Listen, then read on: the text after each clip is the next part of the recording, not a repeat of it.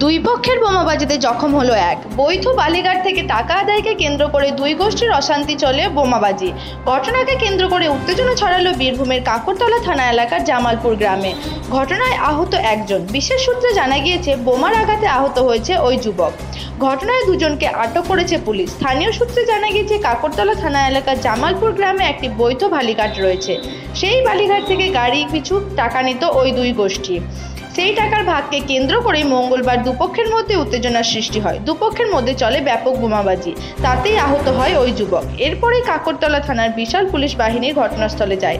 জেলা police super Amandeep ফোনে জানান, একজন আহত হয়েছে, দুজনকে আটক করা হয়েছে।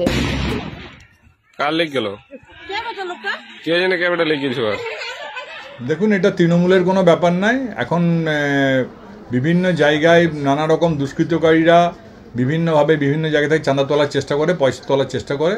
প্রশাসন সক্রিয় আছে, দেখে প্রশাসন। এটা দলের কোনো ব্যাপার নাই। এটা হয়তো কোনো গোষ্ঠী, কোনো লোক, হয়তো কোনো ক্লাব হতে পারে বা কোনো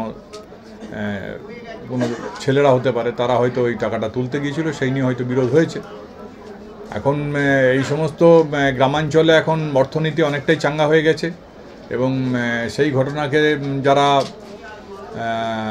এই ব্যাপারে যুক্ত ছিলেন, পুলিশ নিশ্চয়ই তাদের বিরুদ্ধে ব্যবস্থা নেবে। তৃণমূল কংগ্রেসের যা বর্তমান পরিস্থিতি, সিউড়িতে অর্থাৎ জেলা বীরভূম জুড়ে লড়াই চলছে কাজল এবং কেষ্টন। এই একই ধরনের ঘটনা, তোলাবাজিকে কেন্দ্র করে কাকরতলাতে বালির তোলাবাজি, কার দখলে বালির ঘাট থাকবে, কে বালির টাকা পয়সা খাবে, এই তো চলছে। আর একজন একাই 500 কোটি টাকা দিয়ে টেন্ডার নিয়ে নিচ্ছে, বাকিরা সমস্ত কিছু করতে পারছে না। সব তৃণমূলের খেলা। এ তো ঘোর কলি। কলিতে আল্লাহ ভগবান, তৃণমূল কংগ্রেস এই তৈরি করছে তৃণমূল কংগ্রেস। দৈনিক ডিজিটাল নিউজের সকল দর্শকদের জানাই স্বাগতম। যে সমস্ত দর্শকরা আমাদের চ্যানেলটি এখনো ফলো বা সাবস্ক্রাইব করেননি, তাদের জানাবো খুব তাড়াতাড়ি আমাদের ফেসবুক পেজটি ফলো ও ইউটিউব চ্যানেলটি সাবস্ক্রাইব করে রাখুন। ধন্যবাদ।